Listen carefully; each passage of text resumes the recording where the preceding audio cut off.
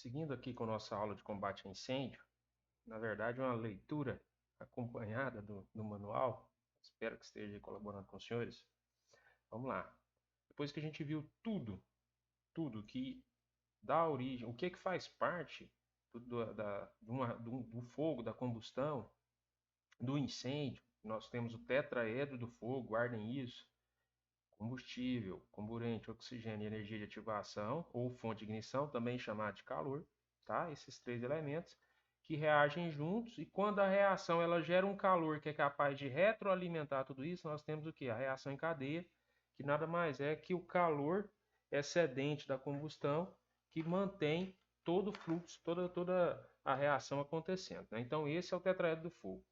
Nós aprendemos o que tinha de aprender, os tipos de comburente, basicamente oxigênio, os combustíveis, líquido, sólido, gasoso, tudo aquilo que a gente viu, o calor, reação em cadeia. E agora a gente vai ver, conhecendo isso, como que eu vou atuar na extinção do fogo, como que eu vou acabar com o incêndio, tá? Então vamos lá. Vimos que para viabilizar o processo de combustão devem estar presentes os quatro elementos que compõem o tetraedro do fogo, quais sejam combustível, comburente, calor e reação em cadeia. Por consequência, se o objetivo é extinguir o fogo, os métodos de extinção se basearão na retirada de um ou mais elementos que compõem o tetraedro. Tá? Seguindo esses princípios, foram desenvolvidos como processo de extinção a retirada do material, o resfriamento, o abafamento e a quebra da reação em cadeia. Então, o que acontece aqui?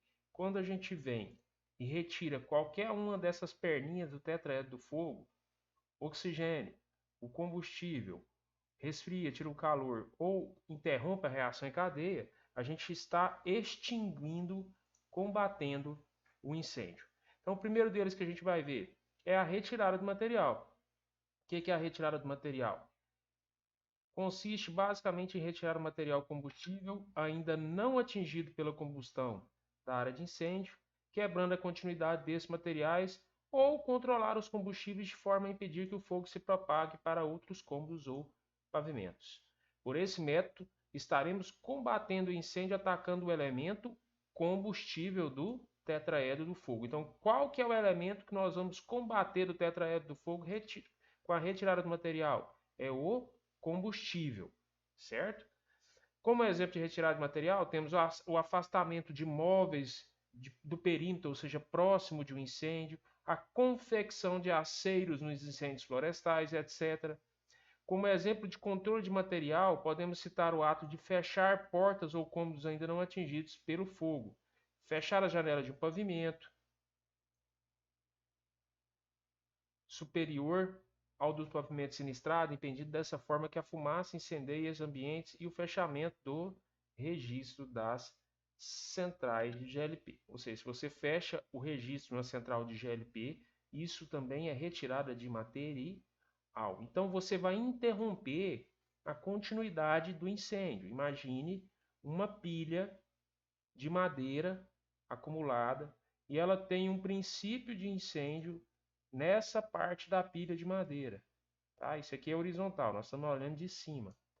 Ao invés se eu tiver dificuldade de combater diretamente aqui o incêndio, eu posso vir com uma pá mecânica, por exemplo, uma pá carregadeira, ou até manualmente, mantendo uma distância, e retirar parte desse material, de modo que o fogo, quando chegar até aqui, ele não encontre mais o material para queimar. Da mesma forma, o aceiro. O que é o aceiro? Aceiro é aquela faixa de vegetação que é retirada de um pasto ou de uma floresta, por exemplo, que vai permitir, vai impedir que o incêndio se propague. Vou até botar uma figura aqui de um aceiro,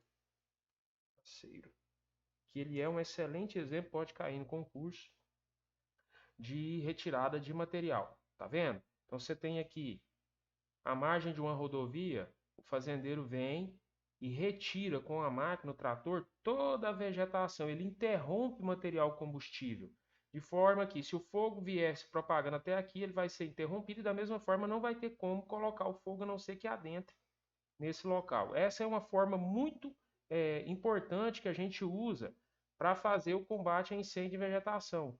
vem fazendo os aceiros, de modo que o fogo vai chegar em determinado ponto e não vai ultrapassar, ou ainda utilizando aceiros naturais, por exemplo, a estrada, um parque aqui, no caso é o exemplo de um parque, vem fazendo a queima controlada, o fogo já está vindo da outra direção, você faz o início da queima daqui para lá e vai encontrar fogo contra fogo, que é um excelente método de extinção, tá bom? Então, isso é retirada de material que ataca o combustível. Depois a gente tem o resfriamento.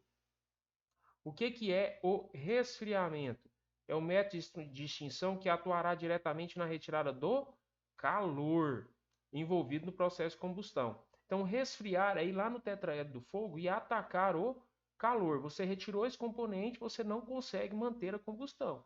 Porque senão tudo que a gente tem no ambiente se incendiaria. Imagina, a gente vive num ambiente que tem madeira, que tem papel, que é cheio de material combustível, tem comburente, tem oxigênio no ar disponível e o calor é que faz da ignição. Se não tiver o calor, você vai fazer o resfriamento e vai eliminar a combustão.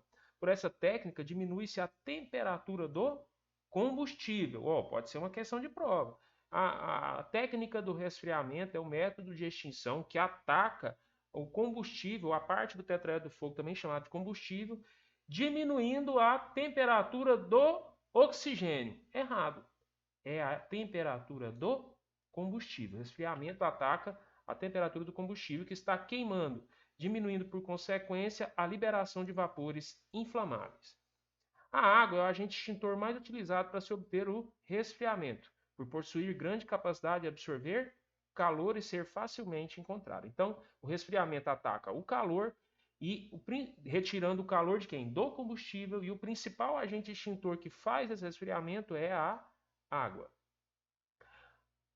Outra forma de extinção de incêndio é o abafamento. Ele vai atuar onde? É o método de extinção, objetiva a redução dos níveis de comburente. O abafamento vai retirar o oxigênio da reação, da combustão. E aí vai acontecer o quê? Ela vai se extinguir até que essa concentração não permita mais a queima. Ou seja, retira o oxigênio, na hora que abaixa lá dos 8%, lembra? A queima vai ser interrompida. Este método é indicado para pequenos focos de incêndio e para materiais combustíveis que não possuam oxigênio em sua composição. Haja vista que esses materiais, ao queimarem, liberam oxigênio que alimenta a queima. Ou seja, é um excelente método de extinção, mas para um local pequeno. Por quê? Como é que você consegue retirar o ar de uma residência ou de uma indústria para apagar um incêndio ou de um veículo? Não tem como, ao redor tem muito oxigênio. Mas dentro de um cômodo, você consegue abafar fechando e eliminando ali dentro o oxigênio, às vezes fazendo até uma utilização junto de um jato de água neblinado, que é como se fosse a água bem pulverizada para diminuir o oxigênio ali dentro. Mas o importante é você saber, o abafamento é um método de extinção que retira o oxigênio, ataca o comburente no tetraedro do fogo. Por fim, a gente tem a quebra da reação em cadeia. Consiste na utilização de substâncias químicas que inibem a capacidade da reação entre combustível e comburente, ou seja, vai interromper a reação química de combustão, impedindo a formação de intermediários reativos decorrentes da queima e, por consequência, a retroalimentação do incêndio. Ou seja, vai lá no elemento da cadeia do tetraedro do fogo, a cadeia de reação impede que ela aconteça, e aí você não tem a continuidade do incêndio. Quem mais faz essa quebra de reação em cadeia são os pós-químicos, que são os agentes extintores. Então a gente já viu, conhecendo o tetraedro do fogo, a gente consegue extinguir o incêndio retirando um desses elementos, calor, oxigênio, reação em cadeia e combustível. E a gente vai ver agora quais são os elementos que são utilizados para fazer o combate propriamente dito, que são os agentes extintores. Bom, quem são os agentes extintores? São aqueles elementos utilizados para atacar os lados do tetraedro do fogo, impedindo que ocorra o fogo propriamente dito, a combustão. Tá? O principal agente extintor, o mais comum, o mais usado é a água. Lembra onde a água atua? Ela atua no resfriamento do combustível. Lembre-se disso. É o extintor mais utilizado no combate a incêndio, em decorrência de que facilidade de ser encontrada e capacidade de absorver calor. Age principalmente por resfriamento e também por abafamento. Poxa, mas você falou que resfriamento, Rafael, agora a gente explica por quê. Mas o principal é o resfriamento. podendo servir como agente diluidor em incêndios de líquidos inflamáveis solúveis em água. Ou seja, além de fazer o principal, que é o resfriamento, ela abafa, e em líquidos que são solúveis, ou seja, dissolve nela. Um exemplo, o álcool. Álcool e água se misturam. Se você acrescentar água suficiente para que a quantidade de álcool fique pequena, ele também vai interromper a continuidade do incêndio. Por possuir alto calor latente de vaporização, a água se torna um ótimo agente extintor atuando por resfriamento. Vamos entender isso daqui? Mas o que significa isso? Cada grama de água tem a capacidade de absorver 1 caloria de incêndio para cada grau centígrado que for elevado. O que significa isso? Um exemplo. Desta forma, se considerarmos 1 grama de água a uma temperatura de 20 graus Celsius, que é ambiente, tá? Ela dentro do incêndio vai absorver 1 caloria por grau que ela elevar até atingir 100 graus Celsius, temperatura em que passará para o estado de vapor. Dessa maneira, essa grama de água será capaz de absorver 80 calorias do ambiente antes de se absorver, de se evaporar. Então imagina, você tem 1 grama de água no ambiente que está incendiando, 1 grama, ele está a 20 graus Celsius. Para cada grau que ele subir, ele absorve 1 caloria do ambiente. Então, na hora que ele fizer 21 graus Celsius, ele absorveu 1 caloria. 22, 2 calorias. Quando chegou em 100, ele absorveu 80. Mas como assim? Ele estava em 20 graus Celsius, ele subiu 80 graus até 100 graus. Ele não vai passar disso porque ele vai virar vapor. Aí ele já vai parar de absorver esse calor dessa forma.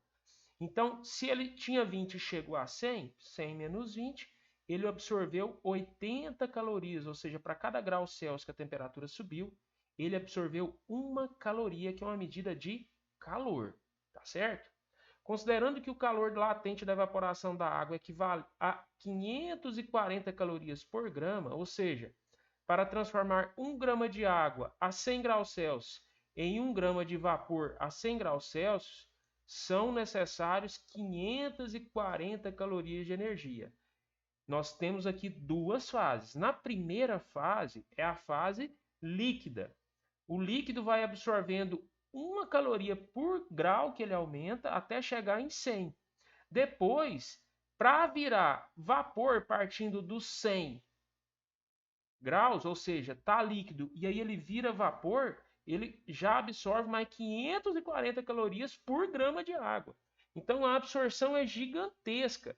Por essa brincadeira aqui, se você fizer uma anotaçãozinha aí no seu caderno, 1 grama de água que está a 20 graus Celsius, ele para chegar até 100 graus Celsius, ele vai absorver 80 calorias, 1 caloria para cada grama. Depois, na hora que ele chega no 100 e se transforma em vapor, ele absorve aquele mesmo graminha mais 540 calorias. Então basta você somar agora 540 com 80, você vai ter um total de 620 calorias absorvidas por 1 grama de água que estava inicialmente a 20 graus Celsius e virou vapor em todo o processo. Tá? Então nós temos uma fase líquida até que chega na temperatura que vira vapor. Assim, a vaporização de 1 grama de água lançada no incêndio retirará do ambiente 540 calorias de energia térmica, resfriando dessa maneira o ambiente. Podemos concluir, então, que cada grama de água que sai do esguicho da guarnição de incêndio a temperatura ambiente de 20 graus Celsius retira 620 calorias, 80 da elevação da temperatura até 100 graus, mais 540 decorrente da evaporação desse 1 grama de água, foi o que a gente disse, comprovando sua característica de excelente agente extintor por resfriamento. Entendeu por que a água ela funciona no combate a incêndio? Ela chega no ambiente, ela rouba todo o calor, tira aquela fase ali, aquela parte do tetraedro do fogo e a combustão não pode continuar. Seguindo, a água também possui grande potencial para agir por abafamento. A gente viu o resfriamento, que é retirar o calor do combustível. Como é que ela vai fazer o abafamento? Essa parte é extremamente interessante também. A água também possui grande potencial para agir por abafamento. Isso se dá pela sua alta capacidade. Um único litro de água, quando ele evapora, se transforma em 1.700 litros do vapor, ocupando, em razão de seu grande volume, um enorme espaço do ambiente sinistrado, limitando a concentração de comburente. O que é comburente? É o oxigênio. Então vamos entender o que está querendo dizer? Que 1 litro de água, ele, quando ele vira vapor lá no incêndio, ele expande o gás água, o vapor água, ele vai se expandir e gerar 1.700 litros. Ou seja, ele aumenta 1.700 vezes o seu volume. E quando ele aumenta, ele expulsa daquele ambiente o ar que está presente. E o ar tem o quê? 21% do oxigênio. Então, a própria evaporação da água, ela elimina o oxigênio de um ambiente, especialmente os ambientes confinados, ambientes fechados. Seu efeito de diluição é alcançado quando a utilizamos em combate a incêndio em líquido nelas solúveis. Quer dizer, aquele terceiro elemento. A gente viu o resfriamento, a gente viu o abafamento, que é retirar o oxigênio do ambiente, e ela ainda faz a diluição, que é alcançado quando a utilizamos em combate a incêndios de líquidos nelas solúveis, o álcool, por exemplo. Busca-se a diluição, ou seja, a mistura do combustível, até que a concentração no recipiente seja insuficiente para manter a combustão. Então você joga a água, por exemplo, no álcool, até que a concentração de álcool seja menor do que a da água, tão pequena que não gera vapores para manter a combustão. Beleza, essas são as características da água, são suas vantagens. E quais são as desvantagens? Anota isso aí no cantinho. Como desvantagem do uso da água como agente extintor, temos a sua alta tensão superficial, a sua baixa viscosidade, alta densidade e potencial de condutibilidade de energia. Vamos estudar cada um desses elementos aqui? Então, primeiro, qual é a alta tensão superficial? Como assim? A água, as moléculas dela ficam muito atraídas a ponto de uma gotícula de água, se você, dependendo do ambiente que você colocar, ela vai ficar totalmente redonda, grudada uma na outra. Ou ela é tão forte a superfície da água que aqueles pequenos animais aquáticos, parecem aranhas, eles ficam andando em cima da água e não conseguem afundar. E como que isso atrapalha a utilização da água no combate a incêndio? Dificulta a completa cobertura da superfície do material em chamas e prejudica a penetração no combustível. Como a água, a molécula dela tende a ficar próxima uma da outra, ela não cria aquela película em cima, por exemplo, de uma mesa. Você joga água, se ela ficasse totalmente espalhada, uniforme, ela ia cobrir aquela superfície e ia combater melhor o incêndio. Mas não, ela vai tender a ficar agrupada em montinhos, em gotículas, por causa da sua alta tensão superficial. Tá? Então, essa é uma das desvantagens de utilizar a água. Ela tem alta tensão superficial que impede que ela espalhe ou penetre perfeitamente no combustível. Outra característica, a segunda, que é negativa da água, é a sua baixa viscosidade. Como assim? Compara a água com o mel. Se você compara a água com mel, você vai ver que a água ela tem uma baixa viscosidade. Como assim? Faz com que a água escoe com rapidez, permanecendo pouco tempo em contato com o material combustível. Se você pegar mel e jogar em cima de uma mesa, ele vai cair devagar e ele vai espalhar de forma lenta. A água não, ela já cai, se espalha e rapidamente, se ela tiver para onde ir, ela escorre e vai embora. Isso por conta da baixa viscosidade, ou seja, ela fica presente no ambiente muito pouco tempo. Então, enquanto a alta tensão superficial dela impede que ela se espalhe por todo o ambiente, a viscosidade faz com que ela ainda escoe e vá embora rapidamente, tá certo?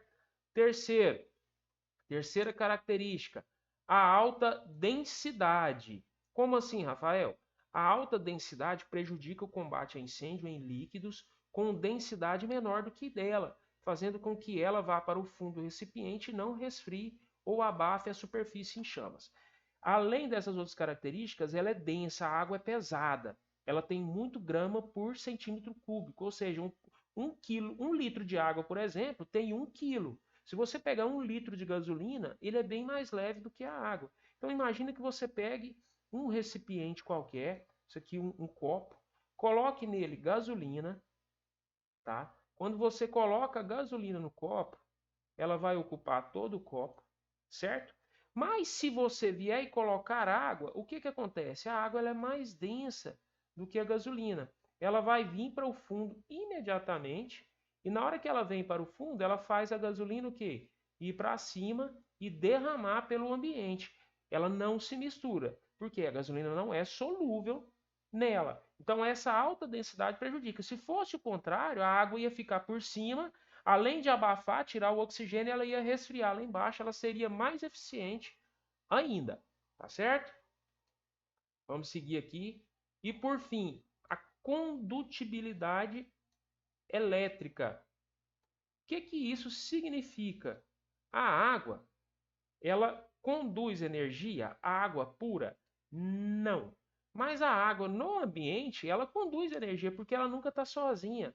Ela tem dissolvido nela os íons e outras substâncias que vão fazer ela ser um excelente condutor de água. Então diz aqui, por possuir grande quantidade de sais minerais em sua composição, a água é um ótimo condutor de eletricidade. Isso é uma desvantagem, Rafael? É, por quê?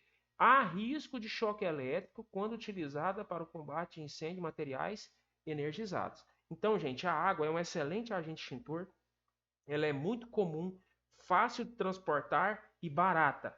Ela tem excelentes qualidades. A principal dela é o resfriamento. Além do resfriamento, ela também faz o abafamento, porque ela expande na hora que ela evapora e retira o oxigênio do ambiente. Tá certo? E ainda por cima ela pode diluir aqueles combustíveis que são misturáveis nela, certo? E quais são as desvantagens? Ela tem alta tensão superficial, ou seja, não deixa ela espalhar rapidamente pelo ambiente.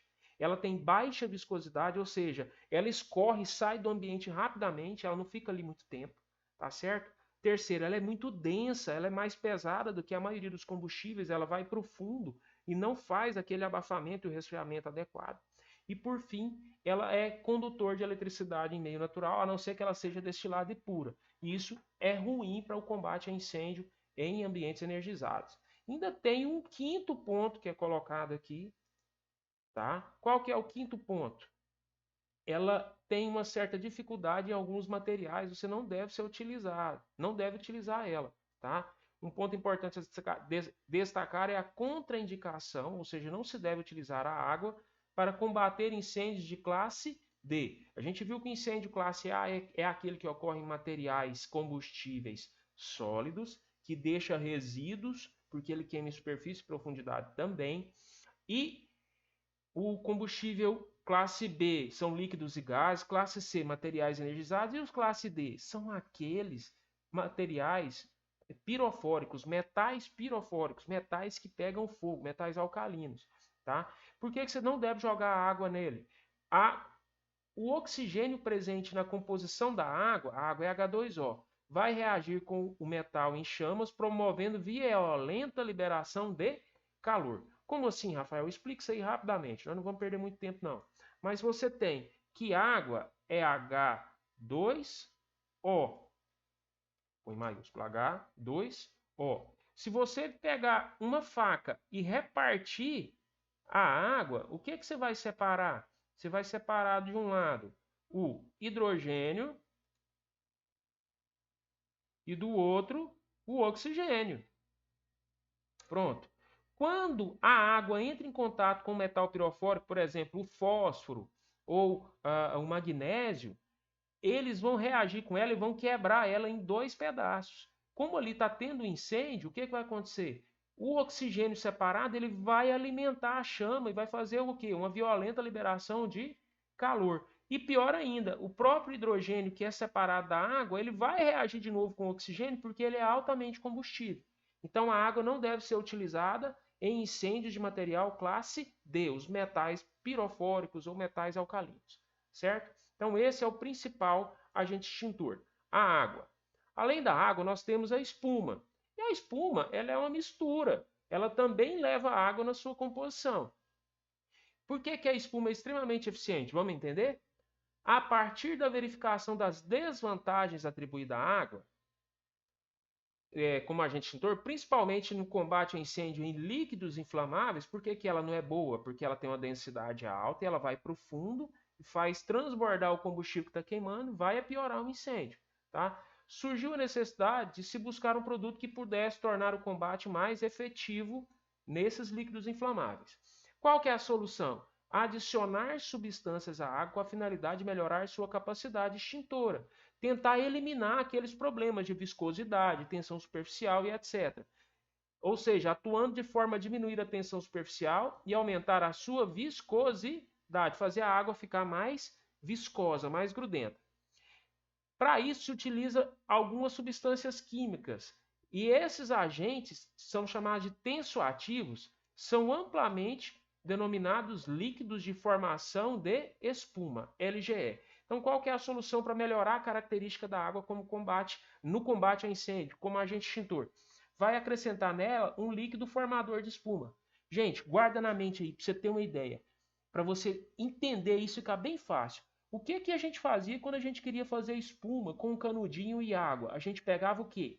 Detergente, mistura na água, coloca um canudinho daquele de tomar refrigerante dentro, molha e assopra, não sair a bolha. Essa é exatamente o que a gente vai fazer com líquidos formadores de espuma ou líquidos geradores de espuma. Isso aqui é mais para confundir. Líquido gerador de espuma, e aqui está chamando líquido formador.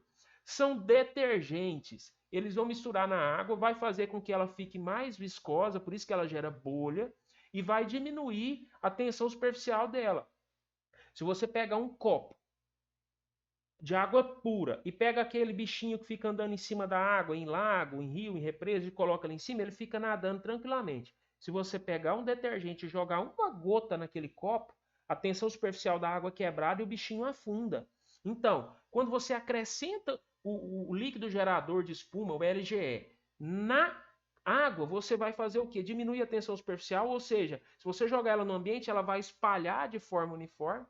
E ainda melhor, você vai aumentar a viscosidade dela. Se você conseguir misturar o ar com a água, vai gerar uma espuma. E a espuma ela vai abafar o ambiente que está pegando fogo com líquido inflamável. Vamos entender isso aqui? Eu tenho um recipiente. Esse recipiente está cheio de gasolina. Se eu jogo a gasolina, e ela aqui, vamos entender que isso aqui está tudo preenchido. Se eu jogo a água pura aqui dentro, quando eu jogar a água pura, ela vai acumular aqui embaixo e o nível do combustível vai subir até que ele vai transbordar e o fogo vai junto, vai derramar o fogo junto com o incêndio. Se pelo contrário eu misturar a água com um líquido formador de espuma, um LGE, e produzir nela uma espuma misturando o ar, essa espuma ela não vai para baixo. Onde é que a espuma vai ficar? A espuma vai ficar aqui em cima.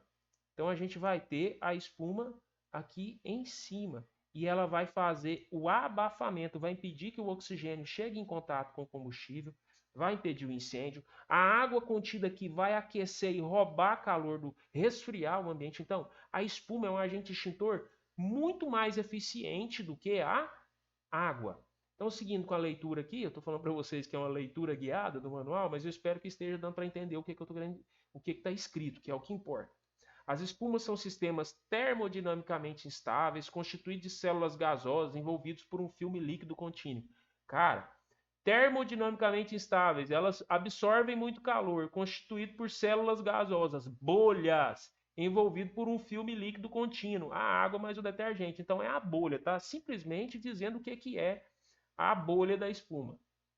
São formadas pela dispersão de um gás líquido que contenha espumas sulfactantes solúveis ou impurezas. São formadas pela dispersão de um gás em um líquido, ou seja, você vai jogar o ar e misturar com o líquido. Esse líquido é a água mais LGE. Simples assim, que vai produzir as espumas. As moléculas do sulfactante, que é o nome bonitinho do detergente, formam uma monocamada na interface do gás líquido que estabiliza a bolha de gás e prolonga sua vida útil. Tá? O gás pode ser disperso. Interessante, gente. O sulfactante aqui, ele não é o LGE propriamente dito. Ele é um aditivo que é colocado para manter a bolha sustentável, que ela não se estoure rapidamente. Então, se falar que é acrescentado um sulfactante na mistura de água, LGE e ar para gerar espuma, qual que é a função dele? Fazer com que aquele filme, com que a bolha, ela fique mais resistente. Isso é o sulfactante, tá? O gás pode ser disperso no meio líquido através de agitação ou batimento, ou seja, ficar balançando, todo mundo sabe fazer isso, ou por borbulhamento no gás, de gás no líquido. Ou seja, se você tem um líquido e fica assoprando bolhas lá dentro, lembra do canudinho? Assoprar dentro do copo, vai gerar a espuma por cima. Outra forma de formar as espumas é reduzindo a pressão, aumentando a temperatura em soluções supersaturadas do gás. Pode cair no verdadeiro ou falso isso. Então, como você forma as espumas? Você vai dispersar o gás no meio líquido através de bater ou agitar, ou borbulhando, e ainda existe a possibilidade de reduzir a pressão ou aumentar a temperatura. Mas como assim aumentar a temperatura da espuma? Sim, lembra que você pega o leite e coloca ele para ferver. O leite é um líquido, é uma mistura. E ali na hora que você aquece, a hora que a água chega na temperatura de ebulição, que é os 100 graus, as bolinhas começam a sair, mas como o leite é viscoso, ao invés de o gás sair e já virar vapor, ele vai formando bolhas até o leite derramar. Então, se você aquecer a temperatura, sim, você também produz bolhas, tá? As espumas utilizadas atualmente em incêndios, chamadas de mecânicas, ou seja, são assim geradas pela introdução do ar por ação mecânica em soluções preparadas a partir de líquidos geradores de espuma. Ou seja, você gera a espuma por meio de mistura mecânica de água, líquido gerador de espuma e ar. Por outro lado, a espuma química é formada com a liberação de dióxido de carbono pela reação entre sulfato de alumínio e bicarbonato de sódio. Cara, existe uma espuma que é química. Você tem lá um líquido, aí você joga uma substância dentro dele e gera bolhas, aquela espuma é formada. Vou te dar um exemplo de como que você vai gerar uma espuma dessa forma. Se você pegar água, vinagre e misturar num copo, água, vinagre, e acrescenta detergente.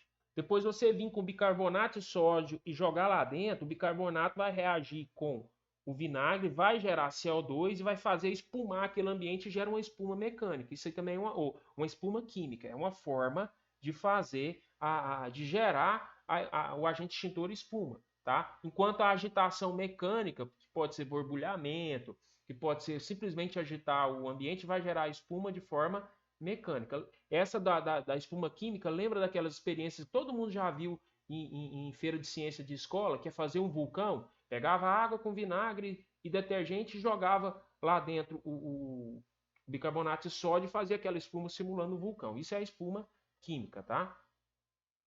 As espumas químicas são densas, viscosas e resistentes ao calor, mas como se espalham lentamente, ou seja, aquela reação demora para produzir, elas têm um baixo poder de extinção. Uma vez desenvolvida a espuma mecânica, que é a que a gente utiliza normalmente, ou por borbulhamento ou por agitação, ela é mais econômica e aplicada mais fácil. O emprego da espuma química tem sido cada vez mais restrito a extintores portáteis de incêndio. Então, existe espuma química? Sim, mas ela é cada vez mais restrita a extintores. Anote isso aí que pode ser interessante. A espuma utilizada para valer, ela é por agitação mecânica. Como é que a gente produz a espuma aqui no Corpo de Bombeiros? Para você entender. A gente utiliza o princípio de Venturi. Esse equipamento aqui, que é o equipamento gerador de espuma, ele tem uma capacidade de, quando a água passa por dentro dele, gera um vácuo, uma pressão, que suga o ar e o LGE, que é o detergentezão, o líquido gerador de espuma, que tem um surfactante aqui. O que o surfactante faz mesmo, Rafael? Ele faz a bolha durar mais tempo. Então, quando a água passa aqui, esse bico, por diferença de pressão, pelo princípio de Venturi, ele vai sugar o LGE e o ar aqui de dentro, numa mistura, tem como regular ela 3 ou 6%, e vai sair por aqui a água misturada com o ar, que na hora que sai lá no bico já sai a espuma de alta pressão, tá bom? Vamos entender aqui, ó. Por possuir densidade menor que a da água, como assim? A espuma é menos densa, ela é mais leve. As espumas têm o potencial de se espalhar sobre a superfície dos líquidos, a gente explicou, isolando do contato com o comburente, que é o oxigênio, e eliminando a eliminação de vapores combustíveis. Ele forma um cobertor, impedindo o oxigênio de entrar lá para o combustível e impedindo os vapores de sair do combustível para encontrar o oxigênio. Agindo por abafamento. Então, enquanto a água tem o seu principal forma de combate a incêndio, de extinção, como o resfriamento, na espuma é o contrário. Não, ao contrário, não.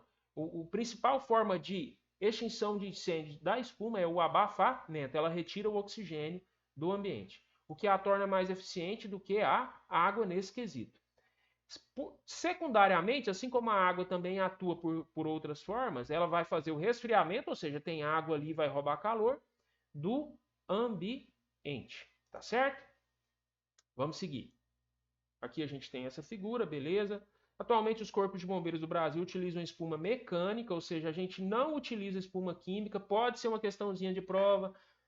Uma das espumas utilizadas pelos corpos de bombeiros do Brasil mais comuns são químicas, também sendo utilizada a mecânica. Não, é o contrário.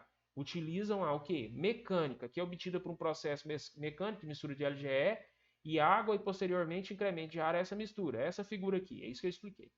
Por conter água, a espuma mecânica utilizada pela maioria do Corpo de Bombeiros Militares não é indicada para o combate a incêndio de equipamentos energizados. Então, gente, a espuma também tem a mesma restrição da água. Ela não deve ser utilizada em materiais elétricos energizados, porque ela conduz energia e ela pode causar um acidente para quem está combatendo o incêndio. E lembre-se disso, o socorrista, o combatente nunca deve se tornar uma vítima, tá bom? Aqui, no caso, uma forma de utilização da espuma como combate a incêndio florestal, ela está sendo jogada no material combustível, que é a pastagem, antes de começar o incêndio. Na hora que chegar aqui, o incêndio não vai conseguir propagar porque vai estar abafado, o combustível que não vai ter contato com o ar ambiente e o incêndio termina, além de resfriar também. Bom, as espumas se classificam, de acordo com a sua base química, em base proteica e a gente tem logo abaixo as bases sintéticas, tá? Quais são aquelas que são a base proteica?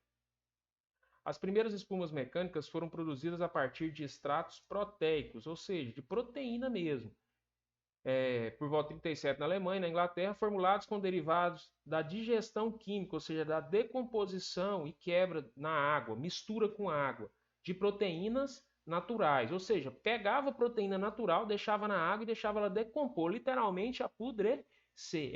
Essas espumas eram bastante fedidas, tá? E elas eram encontradas onde? Quais eram os materiais utilizados para fazer ela? Soja, chifres e casco de boi. Então pegava o chifre e o casco de boi, que é rico em proteínas, especialmente queratina, moía e jogava dentro da água e deixava aquilo apodrecer, virar aquele godó, aquela gosma. Da mesma forma, a soja. Essa espuma, ela é muito densa e viscosa, ou seja, ela lembra o mel, ela não escorre facilmente, mas ela é muito estável.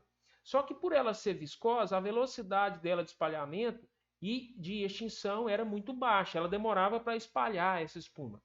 Atualmente, são usadas somente para incêndios em derivados de petróleo, mas não é pura. Ela vai ser usada como fluoroproteínica. Então, as espumas de base proteína, elas vão ser, primeiro, fluoroproteínicas. O que é isso? Está escrito aqui e está repetindo de cá. Surgiram os compostos concentrados fluoroproteicos de formulação semelhante ao LGE proteico, só que ele é acrescentado um sulfactante fluorado. Então, o LGE, a espuma, a base de proteína, ela pega uma proteína de origem animal ou vegetal e acrescenta um surfactante fluorado. O que o surfactante faz? Faz com que ela fique mais fluida, ela fique mais líquida, mantendo a durabilidade da espuma, que é o que realmente importa, tá certo? Então, esse é o primeiro tipo de espuma de base proteínica, tá? Depois, a gente tem a FFP, que também é um tipo de espuma de base proteínica. Ela vai combinar surfactantes fluoroquímicos com espuma proteica, mas diferente dessa, elas combinam essa tolerância, tal, reignição, tal. O que importa nela, que diferencia ela dessa, que elas fazem a mesma coisa, ela diminui a fluidez da espuma pura, antiga que a gente tinha, melhora a sua capacidade, só que além disso ela libera um filme aquoso na superfície do combustível apolar.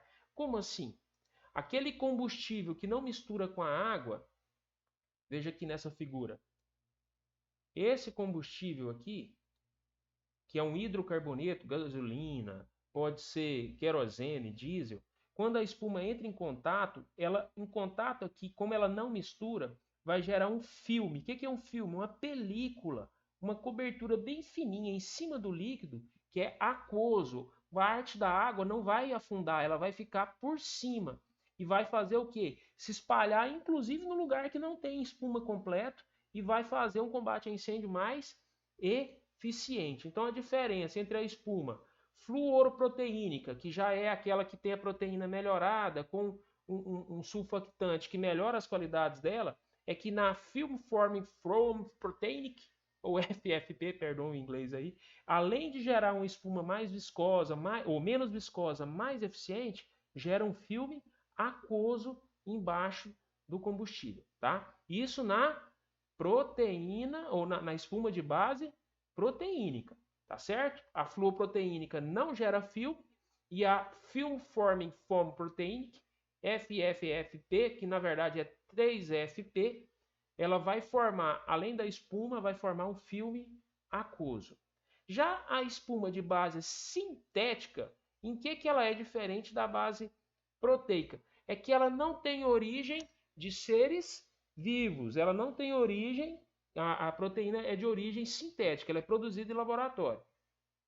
Em 62, a Marinha Americana desenvolveu uma espuma a partir de sulfactantes fluorados sintéticos, ou seja, não tem origem de animal ou vegetal, para contornar as limitações de espuma da base proteica. Ficaram conhecidas como A3F, tá? Aqueous Film Forming Foam, pois formam um fino filme aquoso sobre a superfície em chamas, inclusive sobre regiões não totalmente recobertas pela espuma. Uai, Rafael, então isso daqui é a mesma coisa da 3FP. Sim, a A3F é a mesma coisa da 3FP. A diferença é que a 3FP é protein.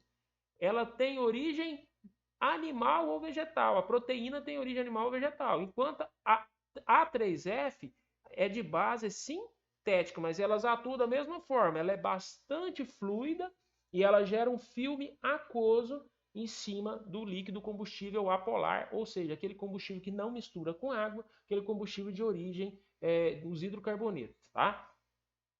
Ficaram conhecidas como A3F, pois formam um fino filme aquoso sobre a superfície em chamas, inclusive regiões totalmente não recobertas pela espuma.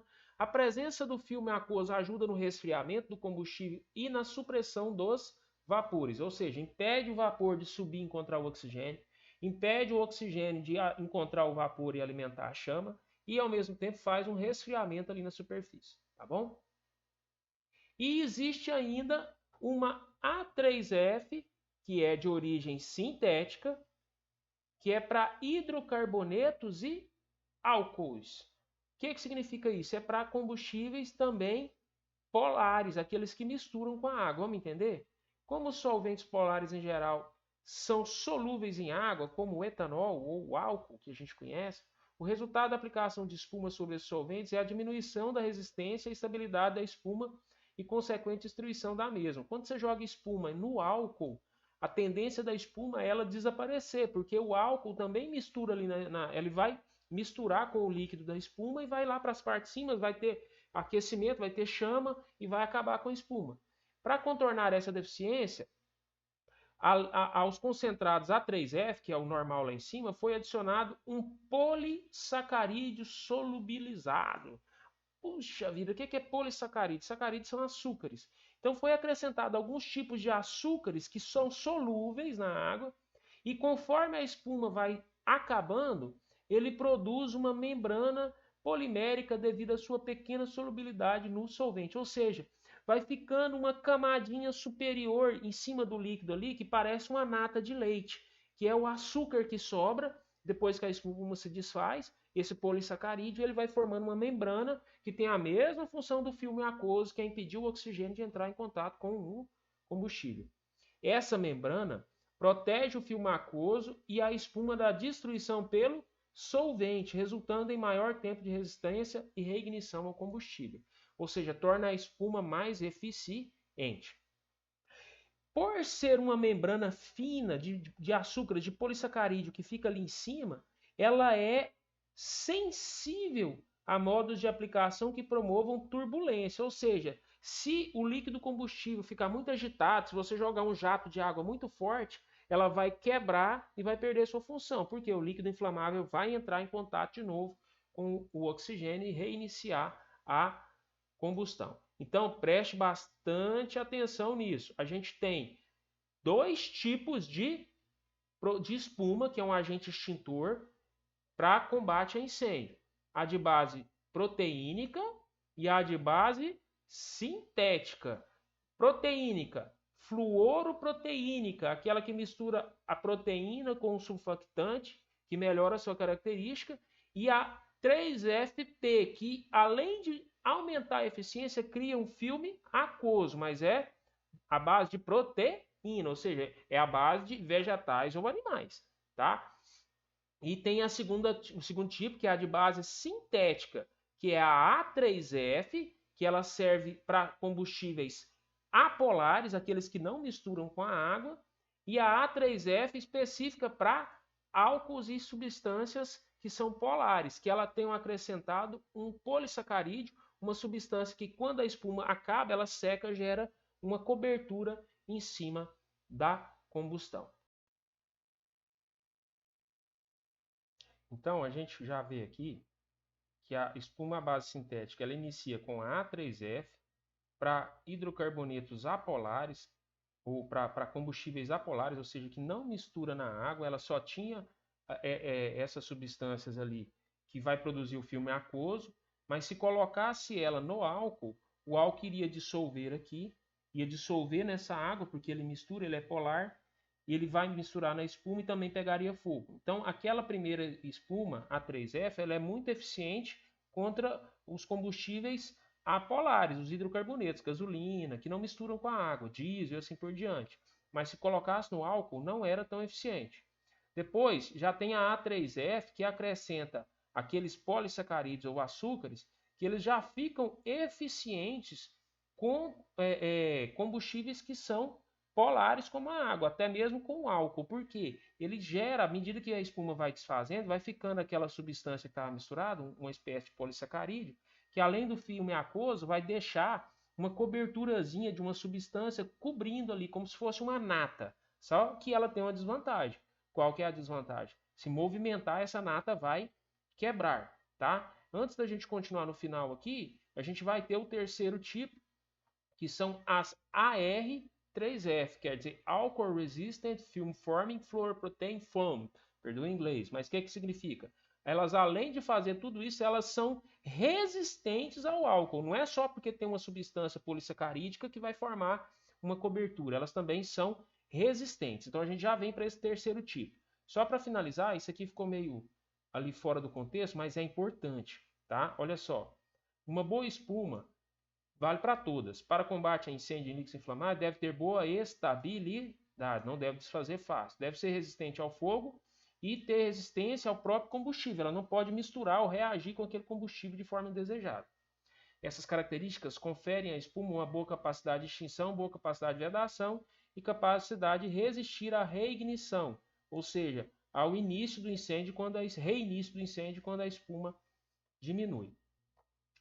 Isso daqui pode ser que caia no concurso de alguma forma, tá? Os LGEs fabricados, eles podem ser misturados a 1, 3 ou 6% em água. O que significa isso? Se você tiver 100 litros de mistura de água com LGE a 1%, quer dizer que tem 99 litros de água e 1 litro de LGE. Se você tem 100 litros de mistura a 3%, são 97 litros de água para cada 3 litros de LGE. Se você tem uma mistura de 6%, significa que tem para cada 100 litros de mistura, 6%, 6 litros de LGE e 94 de água. Então é isso. Quanto menor a concentração, você vai ter uma característica. Se você tiver 1% de LGE, a mistura de 1%, você não vai formar espuma. Você forma o que a gente chama de água molhada. O que é a água molhada? É uma mistura entre o LGE e a água que vai diminuir a tensão superficial da água, de modo que permite que ela penetre no interior dos combustíveis sólidos. A função não é gerar espuma, é só fazer com que a água ela tenha a capacidade de se espalhar de forma mais uniforme. Porque lembra que a tensão superficial da água faz ela ficar agrupada, formar poças, formar gotas que não se misturam, não se espalham pelo ambiente. Então, a água molhada é quando você mistura 1% de LGE. 3% de LGE, você vai usar ele para combate a hidrocarbonetos derivados de petróleo, diesel e gasolina. São aqueles apolares, aqueles que não misturam com a água. Então, a mistura 3% é utilizada para combustíveis derivados de petróleo, combustíveis que não misturam com a água. E o LGE a 6%, ou seja, para uma mistura de 100 litros, tem 6 litros de LGE, muito mais, e 94 litros de água, você vai usar ele para combustíveis polares. O que é polar? Mistura com a água. Apolar não mistura com a água. Polar mistura com a água. Como, por exemplo, o álcool. E aí vai ter muito mais espuma. Ela vai demorar mais para acabar, ela vai ser mais espessa, assim por diante. Relembrando, por que a espuma não é boa com combustíveis que misturam com água? Porque se isso aqui é álcool, ele vai misturar com o filme de água aqui, ele vai misturar com a água que está na bolha, no filme, e vai pegar fogo na bolha igual pega na superfície combustível. Então você tem que gerar muito mais espuma. E aí você vai utilizar a misturar 3F com polissacarídeos, que é aquela com capacidade de fazer o combate a incêndio no álcool, ou você vai utilizar essa daqui, ó, a espuma AR3F. Qual que é a espuma AR3F? É aquela que ela é resistente ao álcool. São produzidas pela combinação da espuma proteica, sulfactantes fluoroquímicos, ou seja, a proteína que vai gerar a bolha, o sulfactante que vai fazer essa bolha durar mais tempo, e polímeros polissacarídeos.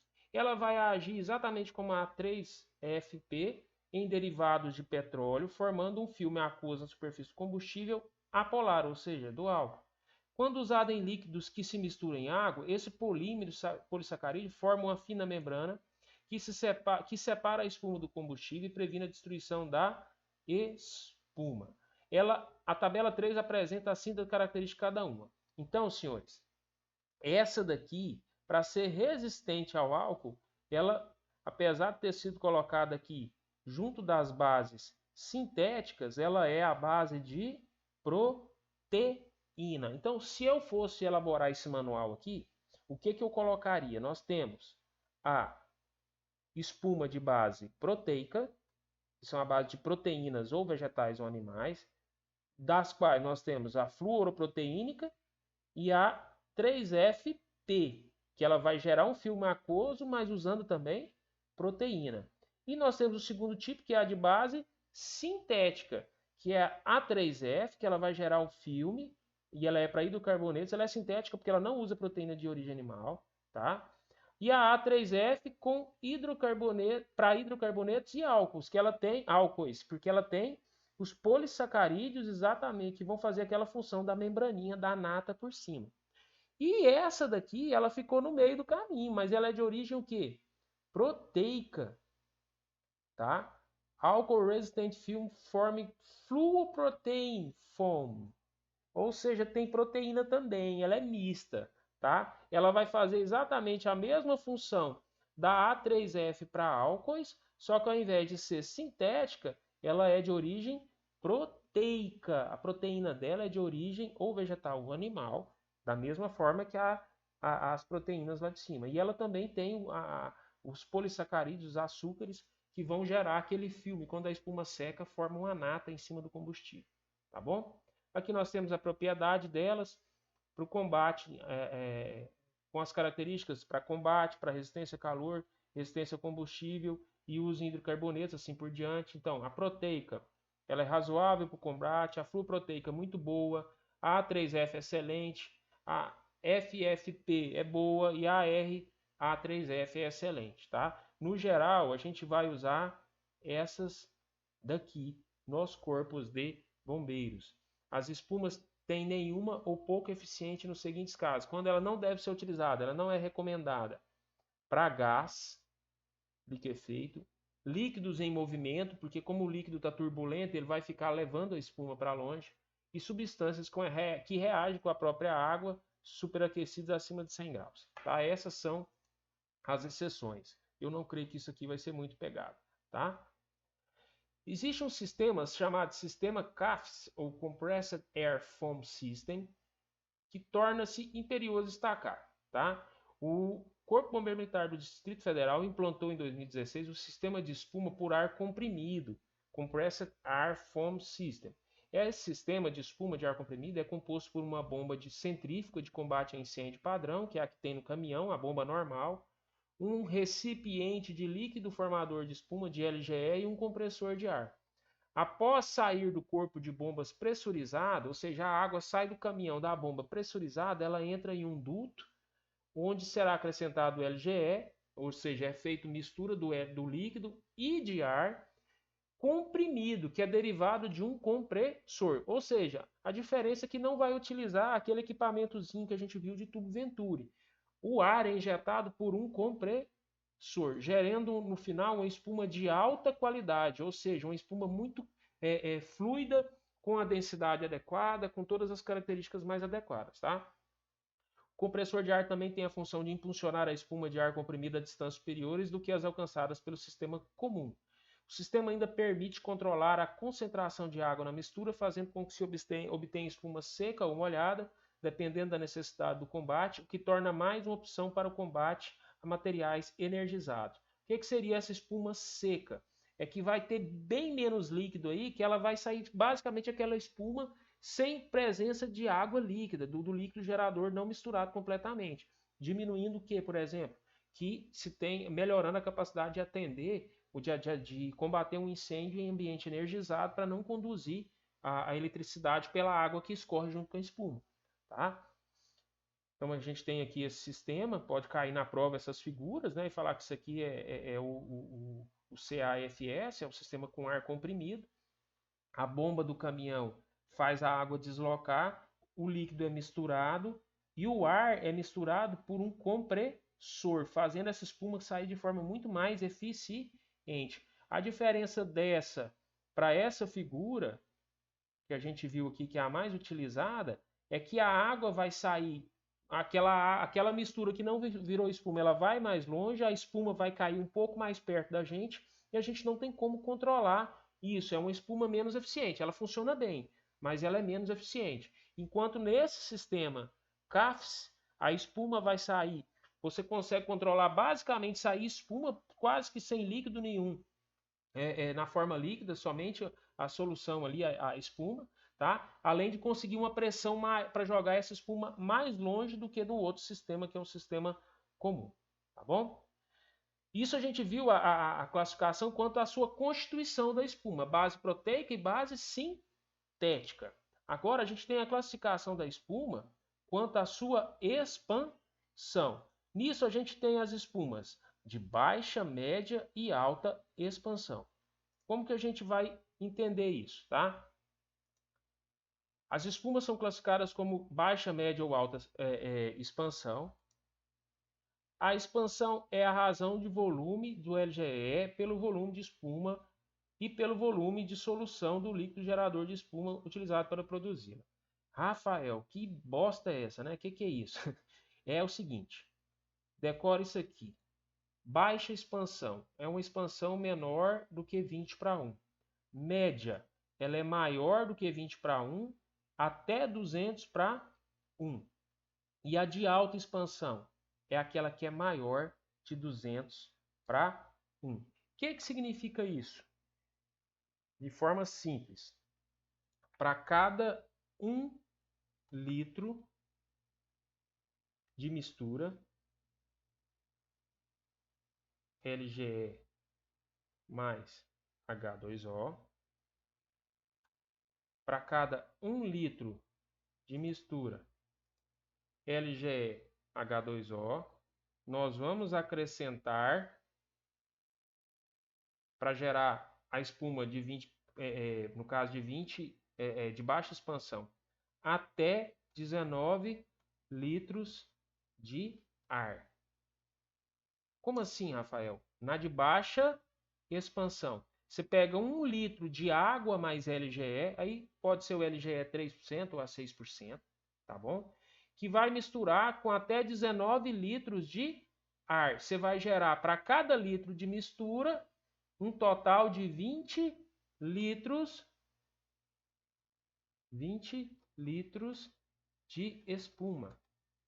É simples assim. Então, se você tem 1 litro de LGE mais água, que vai gerar até 20 litros de espuma, ou seja, até 19 litros de ar somado, você tem a espuma de baixa expansão. A espuma de média expansão, ela vai pegar 1 litro de mistura, LGE mais H2O, certo? Que vai ser misturado com 20 até 199 litros de ar. Ou seja, vão gerar 200 litros de espuma. Então, aquela de média expansão é que você pega 1 litro de mistura com ar que vai gerar até 200 litros de espuma. Ou seja, se você pegar 1 litro de mistura com 20 litros de ar, você vai ter 21 litros o volume da mistura de espuma, o volume de espuma. Então, entre 21 litros e 200 litros, ela é de média expansão. E a de alta expansão? O mesmo raciocínio. Você vai ter 1 litro da mistura, que eu nem vou colocar o que é, que vocês sabem que é LGE e água, vai gerar mais de 200 litros, vai se misturar com mais de 200 litros de ar, o que vai gerar, o que vai ser igual a mais de 200 litros de espuma. Então, quando você fala de expansão, é isso. A espuma de baixa expansão, um líquido da mistura vai misturar com ar até formar 20 para 1, ou seja, 20 litros de espuma. A de média expansão, cada litro daquele LGE, se ele for pouco eficiente, vamos supor que 1 litro vai misturar com 30 litros de ar, então você vai ter uma mistura de 30 litros de espuma para cada litro de mistura. Da mesma forma, de alta expansão é quando um único litro daquela mistura de água mais LGE vai ser misturado com muito mais ar, com 200 litros de ar, e vai gerar 200 litros de espuma, ou seja, uma espuma bem mais eficiente. Tá? Espero que não tenha ficado muito confuso, às vezes é difícil a gente estar explicando, as palavras vão se misturando. Mas uma coisa interessante, com relação à expansão, cada tipo de espuma é produzido com LGE específico para tal e também equipamentos apropriados. Por exemplo, essa espuma de alta expansão, você não vai conseguir gerar ela com aquele sistema de tubo Venturi, porque ele não tem essa eficiência de injetar tanto oxigênio em tão pouca mistura de líquido com água, de LGE com água. Tá? Em contrapartida, aquele sistema CAFES, que foi desenvolvido lá pelo Corpo de Bombeiros do Distrito Federal, que a gente viu agora, por ser por compressor, ele consegue injetar muito mais ar, ele vai fazer a espuma ter alta expansão. Tá certo? Eu vou continuar aqui. Aliás, eu vou deixar para a próxima aula, a gente começa a falar de pó químico como agente extintor. Tá bom? Até a próxima aula.